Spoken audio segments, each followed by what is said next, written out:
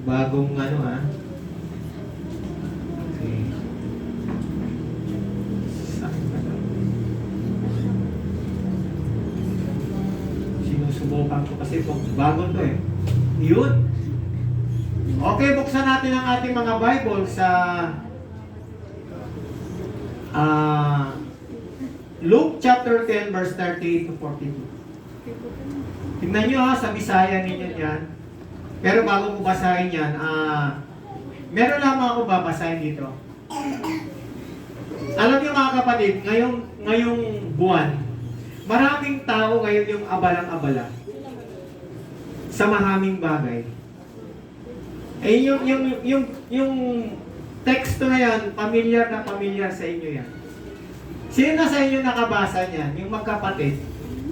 Taas ang kamay. Magkapatid na Marta at si Maria. Si Marta at si Mary. So maraming tao ngayon ang abalang-abala sa maraming bagay, lalo na't pumasok na ang bear month. Ang daming pinaplano at ang dami ring iniisip. Kayo ba, nag-iisip na ba kayo ngayon kung anong gagawin ninyo? Malapit na ang December. Nagpaplano na ba kayo? Ang daming pinaplano, ang daming iniisip. Ang mga estudyante, magsa-summer break na. At mag-uuwian na at malapit na rin ang All Souls Day. Yung, ano tawag nila doon? Anong tawag nila doon sa All Souls in Tagalog? Pesta ng mga buhay. Kasi yung mga patay, hindi yan magpipesta, mga buhay yun. So yung ibang tao po, dahil 3 months na lang, ay magpapasko na. Uy, nako, magpapasko na.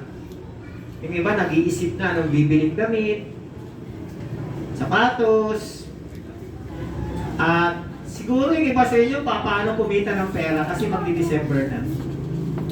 No? Anong mga racket ang gagawin para kumita ng pera? Kasi yung December, gusto ng mga kabataan, lagi may bagong damit eh. Kayo ba, nag-aasam ba kayo mga tatay, nanay, may bagong damit pag December? Ha? Okay? Di ba aling okay, basta galing UK? Okay lang yon. Huwag lang okay, galing pang made in Philippines pa. So huwag naman ganun, no? So ang ibang tao ay halos hindi na natutulog. Hindi na halos nagpapahinga para sa paghahanda sa darating na Pasko. Ang ibang tao naman ay talagang malayo pa lang eh, nag-iisip na kung saan mag-i-spend ng holiday. Saan ba magbabakasyon? Nag-iisip ba kayo? Mga tatay, nanay? Pagka holiday na mahaba yung bakasyon, saan kayo magbabakasyon? Ha? Hindi ba kayo nagsasawa mga kapatid, yung Bitawgan, yung ano bang lugar niya, Pirals? Alam niyo ako kaya hindi ako masyadong sumasama dyan. Hindi sa ayaw ko, no? Ilang beses na ako nakabalik eh. Pero yayahin niyo ako sa ibang lugar na hindi ko pa napuntahan. Sasama ako sa inyo. Nakuha niyo? Kasi nakita ko na yung lugar eh. Hindi naman nakakasawa. Parang wala lang, sabi. Kahit mga bunga, sawang-sawa na ako dyan eh. Gusto ko iba naman. Kaya talagang pupunta dyan kung mayroong mga birthday, tapos meron tayong sasabay na bonus. Maiba naman. Kaya salamat dun sa mga taong nagpunta ng Dinagat Island. Nakita ko sa Facebook.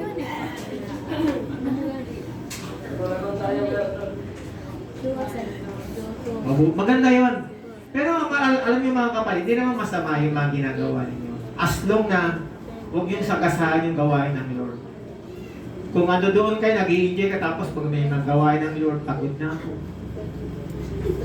Rest muna ako. Hindi magandang pakinggan yun. Nakuha nyo? Dapat kung kayo nag-i-enjoy, magiging malakas kayo. Di ba? Kami ni Pastora nga, punta kami ng Surigao, Cebu, Iloilo, Rojas. Ano yung mga biyahe namin? And then, Sabado, reunion nila.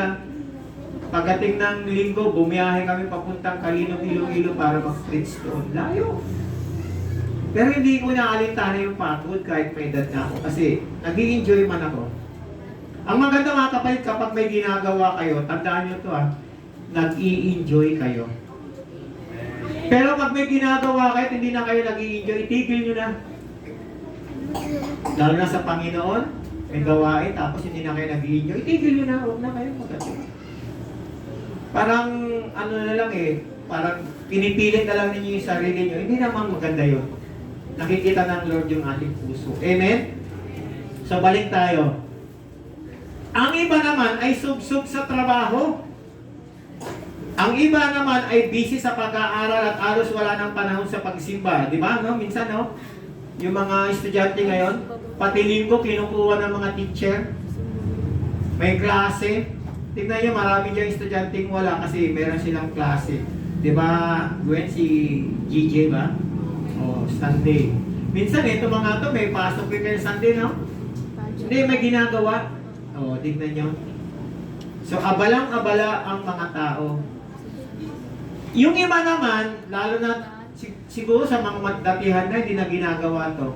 Yung mga baguhan, pagka tinanong mo, bakit wala ka nung kahapon? Sunday, halimbawa, Monday ngayon. Kapatid, ba't wala ka kahapon? Ang sagot, Pastor, ang daming labahan. Yun yung mga kadalasan naririnig ko sa mga baguhan. Merong labahan. Imbis na nananambahan, labahan ang inaatupag yung iba. Pero ngayon, wala nang ganyan, no? Amen. Maraming kabisihan at hindi na nauubos. Sana wala na dito yan, ha? Wala na ba dito? Meron pa rin. Meron pa rin. Mga kapatid, hindi yan ang ninanais ng ating Diyos na makita sa atin. Yung bang palaging busy ako, marami akong ginagawa, marami akong inaasikaso. Ang gusto ni Lord, mga kapatid, yung maramdaman niya na ikaw ay busy, na nakikinig ng salita ng Diyos, mensahe ng Lord, nakikinig ka ng mga awiting papuri. Mga ganun ba? Yung bang busy ka sa pag-attend ng prayer meeting? Busy ka sa gawain ng mga gathering, ano ba yan? Mga fellowship, cell group. Pag yan ang ginagawa mo, matutuwa ang ating Panginoon. Pero pag laging sinasabi mong busy ako nakakalungkot nga, alam mo, sino ba yung nagsabi na bang meaning ng busy? Sino yung nagsabi sa inyo yun? Ano yung busy? Meron sinabi sa inyo Ano? Hindi nyo na malaman? Tinuro ni Pastora sa inyo? Anyway, hindi nyo na alam, okay lang. Ako rin, hindi ko rin naaalala na nakalimutan ko yung tinuro ni Pastora. So mga kapatid, ang daming ginagawa, sobrang busy. Dapat busy tayo sa kingdom ni Lord, amen? Busy ka sa devotion mo tuwing umaga. Ano pang mga kabisihan mo dapat nagagawin? Yung pinagagawa ni Lord. Dahil dapat busy tayo sa Lord, alam niyo kung bakit? Siya man yung ating Panginoon. Siya yung boss natin. Siya yung boss mo. Boss ninyo, boss ko. Dapat hindi tayo busy sa mga bagay-bagay. Hindi naman masama yung busy tayo sa mundong ito, mga kapatid. Baka ma-misinterpret ninyo. Baka sabihin si Pastor, wala naman itong ginagawa. Lagi na lang sinasabi yung trabaho namin. Hindi ko sinasabi huwag kayo magtrabaho. Bakit binigay ba ang trabaho 24 hours? Di ba dapat 8 oras lang? Kung mag-overtime ka man, abutin ng 12 hours lahat. May 4 hours ka. Yung iba, para saan? Sa iyo, sa pamilya mo, at sa ibang bagay, sa Panginoon lalo. Pero dapat wag natin marinig yung mga busy, mga kapatid. Or marami akong ginagawa. Yan. Dahil sa yung boss natin, sa yung pinaglilingkuran natin, napakahalaga na maging busy tayo sa ating Panginoon. Amen? Agree ba kayo? Hindi? Agree kayo Yung iba hindi agree. Bakit kaya? Alam niyo yung tinuro ni Ate Gretchen nung nakaraan? Although hindi nga nakuha na ng video, sayang nga. Pero, nung nag-uusap kami dalawa, nag-chat-chat, nag-chat-chat. Ay, alam niyo bang pinadala niya sa akin yung message niya through audio, ano ba tawag doon? Audio clip? Video clip. Walang video, no? Audio clip. Oh. Pinakikinggan ko yung message niya rito. Naka-audio clip. At ako'y natutuwa. Magandang-maganda. Ang kalalabasan, sabi ko nga, Lord, lalo niyo pang bigyan ng talagang yung marami pa o talagang lubos na karunungan, i-anoint ba siya ng Panginoon. Maganda yung mensahe. Ako'y natutuwa. Kaya nga ako'y hanga sa inyo, kay Sir Robert, kay Gretchen. Dahil pag umalis kami, merong tatayo dito.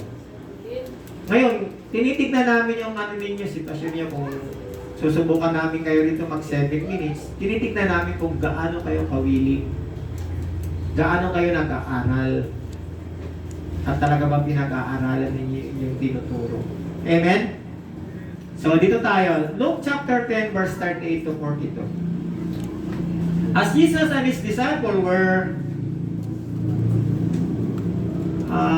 on their way, He came to a village where a woman named Martha opened her home to Him. So sabi rito, nagpatuloy si Jesus at ang kanyang alagad sa kanilang paglalakbay. Pumasok sila sa isang nayon at malugod siyang tinanggap sa tahanan ng isang babaeng ang pangalan ay Martha. And then, she had a sister called Mary who sat at the Lord's feet listening to what He said. So, ang sabi rito, may kapatid siyang babae ng pangalan ay Maria. Naupo siya sa paanan ni Jesus at nakinig sa kanyang sinasabi. And then verse 40, sige na. But Martha was distracted by all the preparation that had to be made. She came to Him and asked, Lord, don't you care that my sister has left me to do the work by myself? And then sabi na naman ni Martha, tell her to help me. Inutusan pa si Lord. Samantala si Martha ay abalang-abala sa paghahanda ng mga bagay na dapat gawin, lumapit siya kay Jesus at sinabi, Panginoon, baliwala ba sa inyo na pabayaan ako ng kapatid ko na gumawang mag-isa? Sabihin naman ninyong tulungan ako. And then sa verse 41, Martha, Martha, the Lord answered, you are worried and upset about many things. So Martha, Martha, tugon ng Panginoon, masyado kang naaabala at naliligalig sa maraming bagay.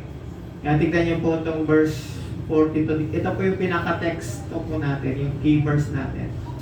But only one thing is needed.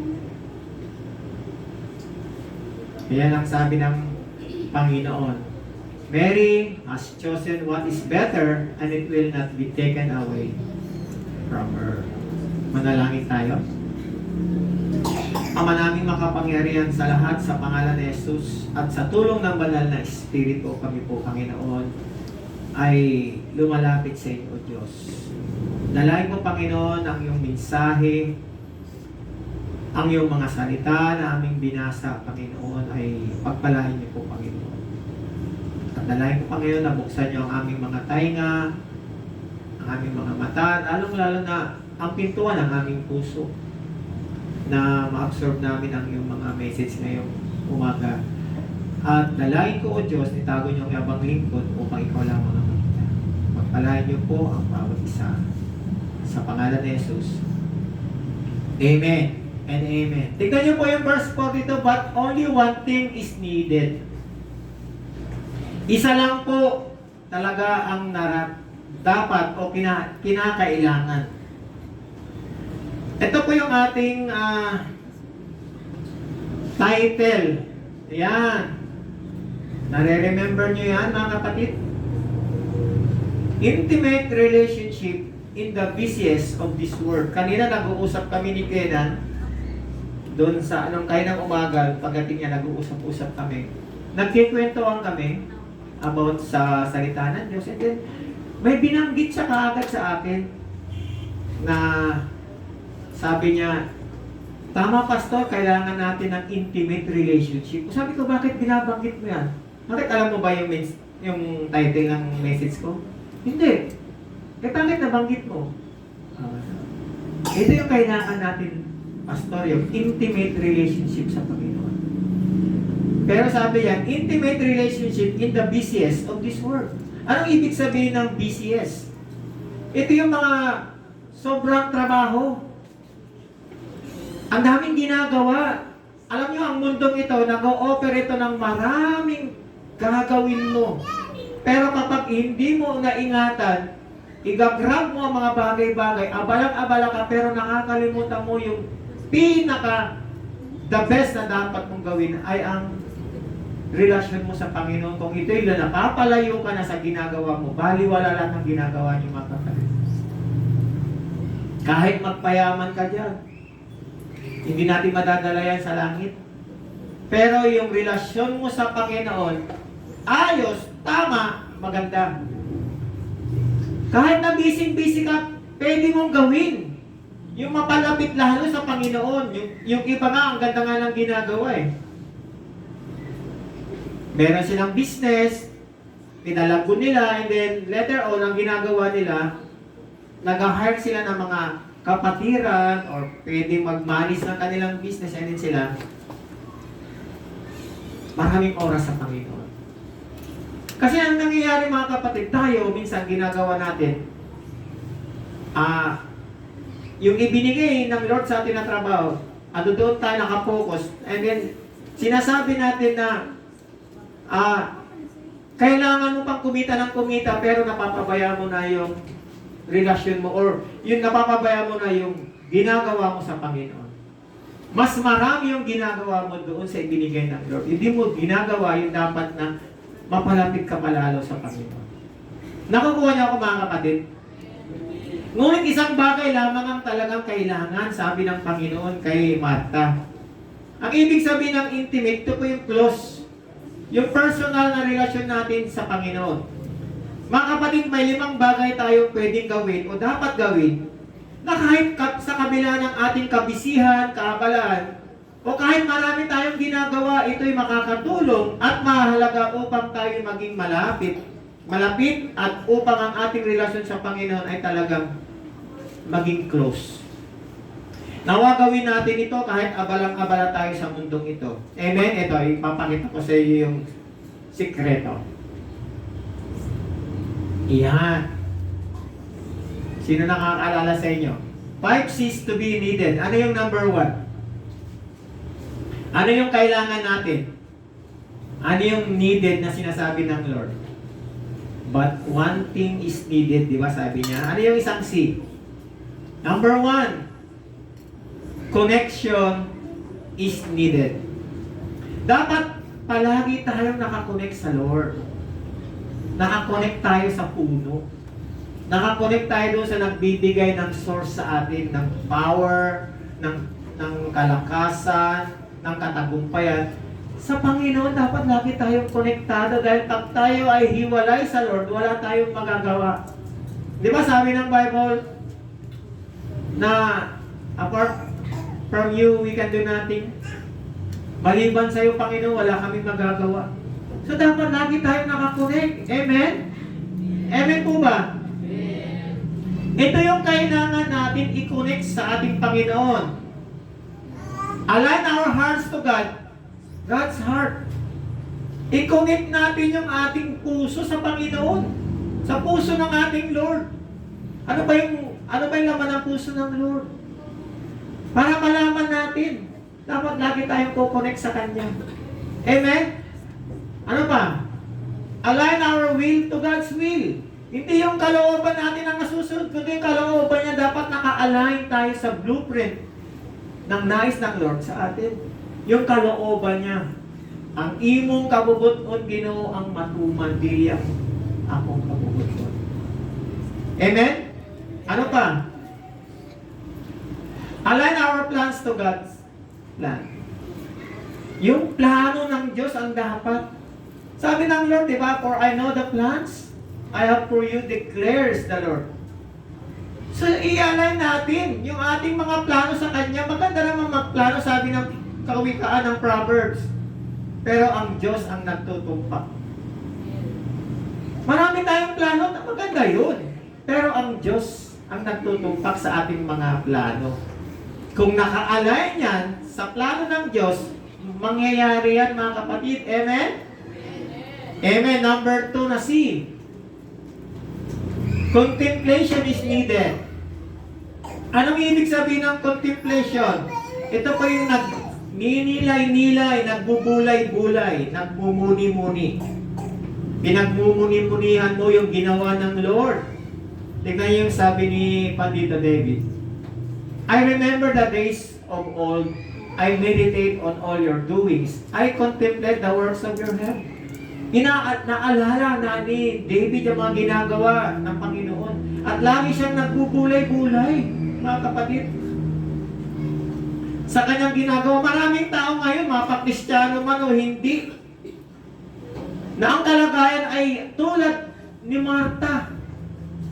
Mapakristyano man o hindi, ganun ang style nila kay Marta. Busy talaga sila. Ang daming busy. Tignan nyo nakakalungkot mga kapatid, kahit saan naman, di lang naman dito kahit saan ang church. Nationwide. Worldwide. Paggawa ng Lord, tanungin mo siya, sabi niya busy. Maniwala kayo, ito wow, baka mano nyo wala ko sa inyo personal. Lahat ito kahit sa buong mundo, mga Kristiyano to. Pag tinanong mo gawa ng Lord, busy ang sagot. Hindi yan mag-o-okay. Babalikan ko na naman baka sa inulit na naman. Hindi, ano to? Ito, realidad to, totoo to Tanongin mo, birthday. Birthday ko sa ano? Kailan? Anong oras saan maganapin? Ang dami tatanungin. Pag sinabi mong sa gawain ng Lord, busy ako dami kong ginagawa. Hindi ba nakakalungkot yan? Kaya ako binabalik-balik sa inyo mga kapatid. Sinasabi ko sa inyo, dapat huwag natin banggitin na ako'y busy pagdating ng sa gawain ng Lord. Maliban na lang talagang may ginagawa kayo, tatamaan talaga na importante. Hello? Sabi nga, may kasabihan, pag gusto, paraan. Pag ayaw, ay anong dinadahilan? Laging busy. Dapat nagbubulay-bulay. Ano ba yung ginawa ng Lord? Ano ba yung tinanggap mo noon sa Panginoon? Ano ba yung ipinaranas ng Diyos sa kabutihan niya sa'yo? Hindi mo lang naaalala, hindi ka lang nagbulay. Lord, salamat. Pero maraming tao, grabe ka abala, grabe ka busy talaga. Tapos mababasa natin sa Facebook ngayon, malapit nang dumating ang Lord, ang dami ng signs and wonders nandiyan dyan. Marami ng mga sign na nakikita natin, gera doon, gera. Hindi niyo ba binabantayan yung Israel? Palipaligid na tumitira sa kanya. Ang sabi nga ng Biblia, pag lahat yung nakapalibot sa Israel, ginera na tong Israel na to, ayan na. Ayan na, si Lord. At may isa pa, pag naipangaral na ang mabuting balita, ang ebanghelyo ng Diyos sa lahat ng tao, then, darating na si Lord. Hindi natin alam kung kailan. Tingnan niyo yung Florida. Grabe yung hurricane, Milton na nangyari sa kanila, ang lakas. Ang dami ng bagyo, kabilat kanan, gera, baha, kung ano nangyayari. Pero tayo, hindi tayo na kung ano ng mga binagagawa natin. Hindi naman masama yan, may pinupuntahan kayo, hindi masama yan, nagtatrabaho kayo, hindi masama yan. As long na ang puso niyo nakakunik lagi sa Lord. Amen? At kayo ay nagbubulay-bulay sa ginagawa ng Diyos. Maraming pinakakabalan sa mga bagay-bagay na hindi naman talaga mahalaga. Kaya sila nakakaranas ng panghihina. Kaya sila nakakaranas ng pagkapagod, nagugulumihanan sa maraming bagay at madalas naguguluhan. At ito yung dahilan kaya sila gumigive up. Nangihina. Sumusurrender na. Mga kapatid, makinig kayo. May Diyos na pwedeng mapagpahingahan natin. May Diyos na handang tumulong. May Diyos na handang mangalong. May Diyos tayong malalapitan at handang sumaklolo. Subalit madalas sa atin ay iisang tabi o hindi pinapansin ang kakayanan ng Diyos. At madalas maraming inuunang bagay na walang naibibigay na mabuti at nahuhuli ang Diyos. Kumbaga last resort. Ang hirap mga kapatid kung ikukumpara natin ang mga boss natin sa mundong ito, yung mga boss natin sa trabaho. Ikukumpara mo ang Diyos. Sabi nga, pagka nagtatrabaho ka, pag sinabi ni boss ganito, maaga ka. Pero pag sa Lord, pasensya na kung hindi ako nami-personal pag sa Lord, nalilate. Pag pinagalitan siya ng boss, gagawin niya talaga, Lord, boss, sorry sa susunod, babaguhin ko na. Pagsisikapan ko. Pero kapag si pastor ang nagsalita, magtatampo, magagalit tama natin pa doon sa iba. Tignan niyo yung kakaiba sa gawain ng Lord at sa mundong ito. Ang layo. Nakukuha niyo mga kapatid. Sabi nga yung isang nabasa ko sa Facebook. Sa trabaho niyo kapag Pasko, nagko-contribute kayo. Nagbibigay kayo. Di ba Pasko, di ba? Sa trabaho, di ba, nag-opisina kayo? Di ba may contribution sa pagpasko? Christmas party? Pero pag sa simbahan, gusto libre. Hindi nyo ba nakukuha? Ang layo-layo ng diferensya, dapat nag-aambagan tayo. Gusto natin lahat sa simbahan libre. Pero sa trabaho nyo, pag sinabi ng mataas nyo, mag-aambagan tayo, Christmas party. Nagbibigayan. Ito yung pang-decorate natin, ito yung pangkain natin. Pero pagdating sa simbahan, pag Pasko, libre. Minsan sumasama pa loob. Libre na, sumama pa loob. Bakit ganun? Hindi pa natin napapansin yung mga bagay-bagay, mga kapatid. Ang gusto ng Lord, magnilay-nilay tayo, contemplation is needed, magbulay-bulay tayo, mga kapatid. Sa salita ng Diyos, isipin mo kung gaano kadakila ang Diyos. Mag-isip ka kung ikaw ay nasa sitwasyon na napapagod, abalang-abala sa maraming gawain at maraming iniisip. Hindi kaya tumigil ka sandali?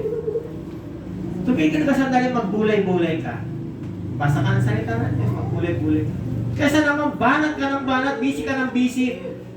Pero pagdating na ko, kumusta ka na kapatid? Ito, pagod ako. Kumusta ka kapatid? Ito, walang kita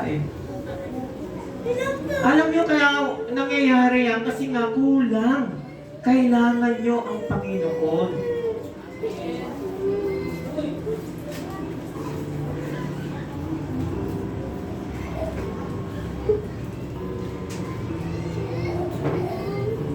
Dahil ang Diyos ay may kapangyarihan para tayo ay managana. Dinidikit nga namin yung bahay ng kapatid ni Pastor Ado. Isa pa yun na naging successful yung gawain natin, yung pagbakasyon namin doon. Dinidikit namin yung bahay, malapit naman na matapos. Sabi ng kapatid niya, buti nga, in-acknowledge kami sarado kandado yun na Katoliko. Sabi niya, kuya, bago kayo umalis, ididikit natin yung itong bahay. Sabi ko, sige, tama-tama, Wednesday, Tuesday night, ididikit talaga namin. Kaya lang, mag-aalas 5 na yata yun. Pagbukas ng kapatid niya ng email, may message naman ng Cebu Pacific na cancel yung flight namin. Tuesday. Wednesday yung flight And then, tinawagan ng kapatid niya service, anong tawag doon? Walang sumasagot. So, buti na lang, siyempre, malapit sa kanila yung airport eh. 15 minutes. So, takbo kami. Pinunta namin yung airport na Iloilo. And then, yung kapatid na lang yung pinapasok pa, walang marami. So, nakipag-usap na ganito. Cancel talaga yung flight namin, Iloilo, Cebu. Pero yung Cebu, Surigao, meron. Sabi ng kapatid niya sa akin, tumawag, Kuya, anong gusto niyo? Huwebes daw. Meron flight bukas Wednesday, pero Manila kayo. Iloilo, Manila, and then Manila, Surigao. Layo naman. Nakakapagod. Sabi ko, huwag ganun. Ayaw ko ng ganun flight, ang layo, tapos mapapagod na kami. Meron bang Huwebes? Pagdating ng Huwebes, fully book lahat. Ang Friday, tinignan. Meron kuya. Napaganda nga kami kasi ang flight talaga namin, Wednesday hapon. Napaganda kami, ay ginawang umaga lahat. At talagang smooth pagdating namin ng airport ng Iloilo, konting pahinga lang. And then flight. Alam mo ba ang Iloilo, Cebu, napakalapit. Pag take off na ganon, pagdating sa taas, bilangin mo 15 minutes, sasabihin na ng kapitan, servers, ano ba yung sinasabi na doon? Yung mga, nakalimutan ko yung tawag doon sa mga cabin crew. Sabi niya, ready for landing. 15 minutes, pagbaba ng 15 minutes din. 30 minutes lang ang flight. Ang lapit. Ganong kadali. So, hindi mo may enjoy. Ganun, babakagan. So, yung mga kapatid, no? Alamin natin ang ating Panginoon. Lagi tayo nagbubulay-bulay. Huwag tayo laging abalang-abala sa mga pinagagawa natin. Hindi yan masama sa mga trabaho. Pero magbigay kayo ng panahon sa Lord. Amen? Number 3. Communication is needed. Mahalaga ito mga kapatid, lalong-lalo na ito. Conversation. Mahalaga yan. Pag walang communication, patay ang relasyon. Kayong mag-asawa, pag wala kayong komunikasyon, ano mangyayari? Bulag. Kahit sa mag-girlfriend and boyfriend pa lang yan, mga magsing-iro, wala kayong communication, ano mangyayari sa inyo?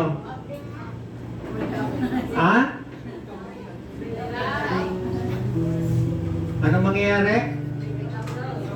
Break up, anong ginagawa doon sa Facebook? Messenger? Binablock? Alam mo, pag binalock yan, hindi mo na makikita kasi madilim na, block na eh. Block na, ibang block yung sinasabi ko. Itong binablock. Kasi na wala ng communication. Kaya napakahalaga ng communication natin sa Panginoon. Two-way yan, hindi pwedeng isa lang. Na tayo na lang yung hingi ng hingi sa Lord. Sa pamamagitan ng pagbabasa natin ng salita ng Diyos, communication yan. Amen? Ito yan, devotion. Importante yan, tuwing umaga. Basa, hindi naman sinabing marami, kagaya yung pinupost ko sa online, nakikita nyo? Kahit saan naman kayo, dalhin nyo lang yung cellphone nyo, meron naman yung Bible, di ba? Electronic ang tawag dyan, NIV. Anong tawag sa NIV? Nokia International Version. Ito yung Bible niyo, yung cellphone niyo. Ano pa? Prayer. Prayer. Jeremiah 33:3. Ang hotline natin sa Lord, call on me in prayer and I will answer you. I will show you great and mysterious things which you still do not know about. Tingnan niyo mga kapatid, prayer, malaga devotion, conversation. Ginagawa ba natin ito mga kapatid? Hello? Amen kayo ng amen ha? Tapos hindi nyo ginagawa, hindi kayo nagdi-devotion, hindi kayo tumatawag sa Lord ha? Tatawagin nyo na ng Lord kapag gipit na kayo, parang ginagawa nyo, anong tawag dyan? Emergency, ano bang tawag yun dito? SOS, yung rescue team, yung 911? Lord, bagsak na ako. Hindi ko na kaya. Pero yung nananaga na, Lord, diyan ka lang. Hindi, diyan ka lang muna. Sarili ko muna to. Pero kung gipit na, Lord, kapangin ko, Lord. Ang Lord talaga natin ay punong-puno ng biyaya, mga kapatid. Noon nag-uusap kami ni Sir Robert, kung pinag-uusapan namin yung Biblia ng Old Testament, kung ginagawa pa rin natin ito, nung nasa Old Testament tayo, patay tayo lahat. Kasi si Lord iba eh. Eh ngayon, dahil namumuhay tayo ngayon sa grasya, sa biyaya ng ating Panginoon. Dahil sa ating Panginoon. Pero noon, sa Old Testament, may gumawa ng hindi sumusunod sa nais ng Lord, patay. At hindi lang ikaw ang mamamatay, buong angkan mo, buong pamilya mo, sinasama ni Lord para wag na kayong pamarisan. Ang tawag ng cleansing. Ngayon, ang ginagawa ng Lord ngayon, meron namang cleansing ngayong panahon natin eh. Ito mga bagyong ito. Maraming namamatay, maraming binabahan, maraming nadidisgrasya. Cleansing din yan, nagbabawas ang Lord. At ipinapakita ng Lord na kailangan talaga natin ang Diyos. Kung naranasan na nga natin dito yung kudit eh. Ako nga nagpapasalamat sa Panginoon dahil mula nung dumating kami rito, ang dami naming naranasan pero andyan yung kamay ng Lord. Lagi ko sinasabi dito sa Manila, alam nyo kapag dumating yung malakas na bagyo, kasi mula nung dumating kami, wala akong naranasang bagyo eh. May bagyo pero mahina. Sabi ko sa Manila, pagka lumakas ang bagyo, sigurado, wasak yung simbahan na to. Ang hina naman yung mga kwan natin sa taas. Pero bakit? Andyan pa rin. Iningatan ng Lord. Samantalang yung iba, bakal. Natiklop. Eh ito, iningatan ng Lord. Binagsakan pa nga ng malaking puno ito. Kung sa mga datihan na rito, naalala niyo yung puno dyan. Si Carmel, parang dito na kayo, Kuya Melboy. Yung puno malaki dyan. Grabe yan, ang laki mo, ang taas. Bumagsak o, buti na lang, hindi dito tumama doon. Tumama sa kusina, kaya yung kusina at saka kubetang nadali. Galing niya sa bundok. Ang dami na namin ditong naranasan. At 3 beses akong nakuryente dito. 1 buwan yung kamay kong nakaganon. Pero ang Diyos, napakabuti. Wala, di man ako lumapit sa mga yung magte-therapy, hindi na. Binuksan ko yung cellphone ko, ano ba pwedeng gawin? Ganon-ganon yung galaw-galawin mo. Eh, di ba may taas? Alam mo ginawa? Iganon mo lang, oh. Oo, ganon-ganon mo yung kamay mo. Sige lang, hanggang sa makarating doon sa tuktok. Pero pag bitaw mo, bagsak ulit. And then, pumunta ako sa doktor. Dok, ano bang gagawin kasi yung kamay ko na kuryente? Ano ba pwede kong inumin? Vitamin B lang ang binigay. Kaya kayo, pag nag-iedad na kayo, mga medyo masakit-sakit na yung mga dito nyo, vitamin B ang inumin nyo, B-complex. Yun ang iniinom ko, vitamin B, 2 beses ang araw. So, nakuha naman. Ang sakit dito, pero ngayon okay na. Ganyang kabuti ang ating Panginoon. Palakpakan nga natin ang ating Panginoon. Number 4. Malapit na. Ito siyempre, meron tayong boss, meron tayong pinaglilingkuran yung ating Panginoon. Dapat meron tayong cooperation. Amen ba? Pag hindi ka nakikipag-cooperate sa ating Diyos, sa ating Panginoon, walang mangyayari. Mahalaga ang cooperation, hindi magiging intact ang relasyon natin sa Panginoon kung wala tayong cooperation. Hindi magiging intimate ang relasyon natin kung walang kasamang pakikipagtulungan. Hello? Nakikipag-cooperate ba tayo sa ating Panginoon? Nakikipag-cooperate ba tayo? Kung sinasabi yun ni Lord, ito pala, cooperation is needed. Teka, may nakita ko. If we hear the word of God, sabi niya, response immediately. Kasi kung binabaliwala natin yung sinasabi ng Panginoon, hindi tayo nakikipag-cooperate. Nakukuha natin. Pag-ambos nga natin sa trabaho, gawin mo to ha, tapusin mo to. Mag-overtime ka ha. Yes, boss. Di ba ginagawa natin yon? Kung sinabi ni Lord mag-pray ka, nagpipray ka ba? Kung sinabi ng Lord lumapit ka sa akin, lumalapit ba tayo sa Lord? Minsan inuuna natin yung, asan may hinahanap ako dyan eh? Wala eh. Huwag natin hanapin yung tao, ang Lord ang hanapin natin. Amen? Kung sinasabi ni Lord, be still, manahimik tayo. Kung sinasabi ni Lord na magpakumbaba ka, o magpakumbaba tayo. Huwag tayong magmataas. Yun ang ibig sabihin na nakikipag-cooperate tayo sa Lord. Kung sinabi ni Lord sa'yo na humingi ka sa akin ng tulong at lakas, sa Kanya lang tayo lumapit. Amen? Huwag kung kanino. Kung hindi tayo marunong makipag-cooperate sa ating Panginoon, walang mangyayari sa ating buhay spiritual, babagsak tayo. Yung cooperation, ito yung sinasabing unity, may unity tayo sa Panginoon. Meron tayong pakikipag-isa sa Panginoon. If we hear the word of God, response immediately. Huwag nyo nang isang tabi, huwag nyo nang babaliwalain yan. Amen? Ito yung last natin. Number 5. Ayan, communion is needed. Magko-communion tayo. Kailangan natin mag-communion. Yung communion na yan, yun yung tinatawag na pakikipagniig natin sa ating Panginoon. Yung pakikisama natin sa ating Diyos. Are we busy doing the works of the Lord? Tignan mo ha, may ginawa niya. Are we busy doing the works of the Lord? Yun ang tanong. Attending church services and performing good deeds, but we forget or neglect spiritual communion with our Savior. Kulang sa communion. Nakakalimutan natin yung spiritual communion natin. Yung pakikipagniig natin sa ating Panginoon. Ang dami nating mga pinagagawa, pero hindi natin ginagawa itong mga bagay na nanineglect natin.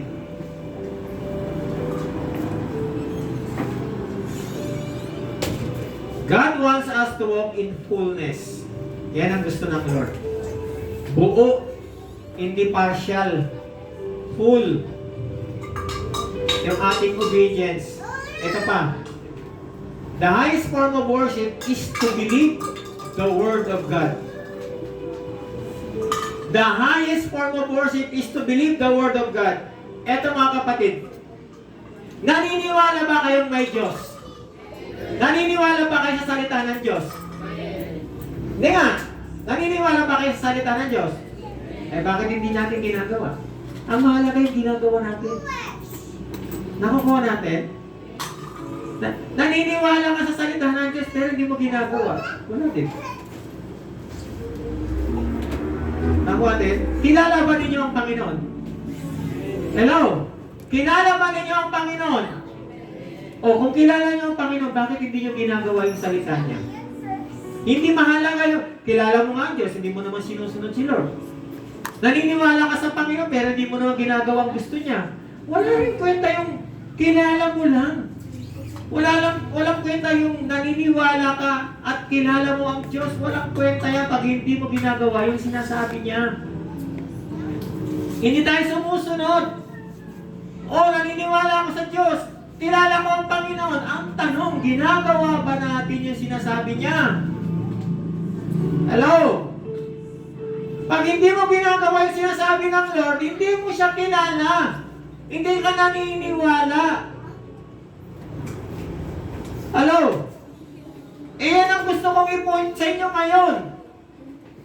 Pag sinabi natin kilala natin ang Panginoon, at sinabi natin naniniwala tayo sa Panginoon, dapat ginagawa natin yung gusto ng Lord sa buhay natin.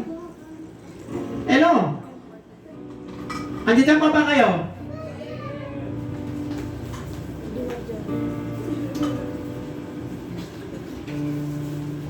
God is serious about how we worship Him. And we must be serious about it too. Seryoso ang Panginoon kung paano natin siya sasambahin. Maraming bagay ang pagsamba sa Lord. Hindi lamang dito tayo nananambahan. Maraming klase ang pananambahan, ang pagsamba sa Panginoon. Hindi lang yung kumakanta. Marami. Seryoso ang Panginoon dyan. Tayo, seryoso ba tayo? Sa pinapagawa ng Lord o hindi? Mga kapatid, sayang lang yung ating mga ginagawa pag hindi tayo makakapasa doon sa standard ng ating Panginoon. Lagi na lang natin sinasabi yung grace ng Lord, yung grace ng Lord. Tama po yun. Dahil nasa biyaya tayo, nabubuhay ngayon. Ang ating kaligtasan ay sa pananampalataya natin sa Lord. Biyaya ng Lord yan.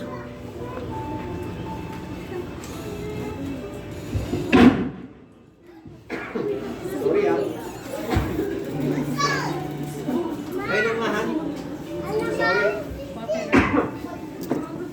Sorry. Ginigising ko lang kayo. Dito na po ako magtatapos, mga kapatid. Kung gagawin natin ang 5 C na ito, kung gagawin natin itong 5 C na ito, yan, yan, yan, yan. Kung gagawin natin yung 5 C na yan, kahit na busy tayo, ginagawa natin yan, ito yung darating sa atin. Thank you. Then comes compensation. Anong ibig sabihin ng compensation? Sino sa inyo magaling mag-English? Ate Kretz, magaling ka, di ba? Ha? Anong ibig sabihin niyan? Pag ginawa natin yung 5 C, then darating yung compensation. Ang ibig sabihin ng compensation yun, tama yung sinabi niya Kuya Choy Choy, darating yung reward, yung pabuya, yung gantimpala yung sinabi ni Kuya Choy Choy, yung kabayaran ng ginagawa natin. Lahat ng ginagawa natin may kabayaran, may gantimpala. Nakukuha natin, mga kapatid, kung ginagawa natin yung pinagagawa ng Lord, merong reward yan. Laging may kasunod, ganun ang ating Panginoon. Hindi yung ginawa mo to tapos pinahirapan ka pa, hindi. Lahat ng ginagawa natin, hindi nawawala ng kapuluan, merong reward. Amen po ba? Pero kailangan ito nating mangyari. Brokenness come before blessing. Yung brokenness, yung talagang gusto ng Lord na mabasag. Mawala, tanggalin pa lahat yung mga brokenness yung talagang grabe na. Bago darating yung blessing sa atin. And then brokenness come before transformation. Kapag basag na yung pagkatao natin, darating yung pagbabago sa buhay natin. Amen? Mga kapatid? Nakuha natin? Gusto ba natin magkaroon ng pagbabago sa buhay natin? Gusto ba natin matanggap yung pagpapala? So yun, brokenness. Importante yan. Brokenness. Huwag tayong mapagmataas. Huwag tayong mayabang. Huwag tayong nagmamalaki. Lagi tayong nagpapakumbaba sa kapwa natin, sa Panginoon, lalong-lalo na. Dahil ang nagpapakumbaba, itinataas ng Diyos. Amen? So tumayo po tayo lahat at tayo po magkakaroon ng communion.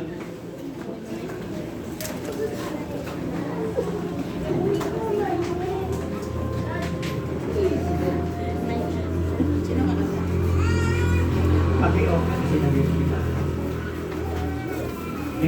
Ipasa nyo ng mga.